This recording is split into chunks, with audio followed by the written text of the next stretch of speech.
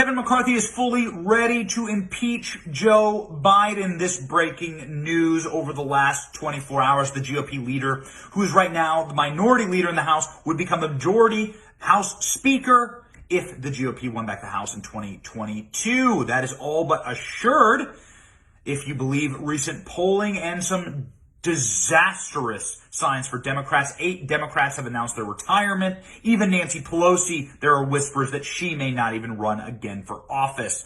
So Leader McCarthy is all but assured his speaker's gavel in the coming year. What would lead to a Joe Biden impeachment if he got the gavel? Leader McCarthy says that if Biden takes an illegal action, this is a quote, we would move to impeachment, but we're not going to move to impeachment for political purposes. He goes on to say later in an interview, this is a complete disaster, talking about impeaching Biden over Afghanistan, and we should have a complete accounting of it. And yes, if it holds to that, we will uphold our constitutional duty, the constitutional duty being impeach Joe Biden.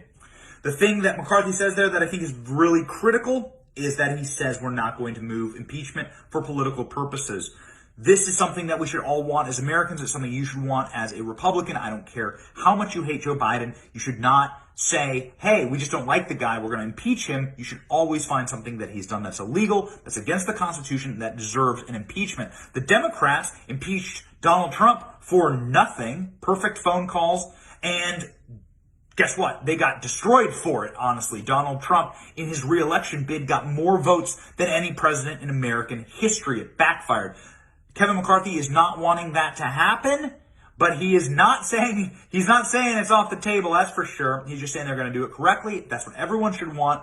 And he said so on Sean Hannity. Go ahead and watch the clip. Developing tonight, House GOP leader Kevin McCarthy, Senate Minority Leader Mitch McConnell. They're demanding that President Biden provide a Gang of 8 briefing on the Afghanistan exit disaster, demanding the Biden administration that provide the necessary information, the means of departure for those Americans still trying desperately to get out. And ask yourself, is there any doubt that if this was happening under the Trump administration, I'm sure that it would be nonstop, never ending. The sirens of impeachment would be going off among Democrats. Here with the latest, House Minority Leader Kevin McCarthy. You know, with Americans in harm's way behind enemy lines, to be honest, Congressman, I'm not interested in the politics of anything tonight. I'm interested in one thing only, and that's getting our fellow Americans home. With that said, I do think Congress needs to be brought in. I think we need to be briefed. Our intel apparently had been warning, both intel in the House and the Senate, members on both sides of the aisle had been warning not to do this now.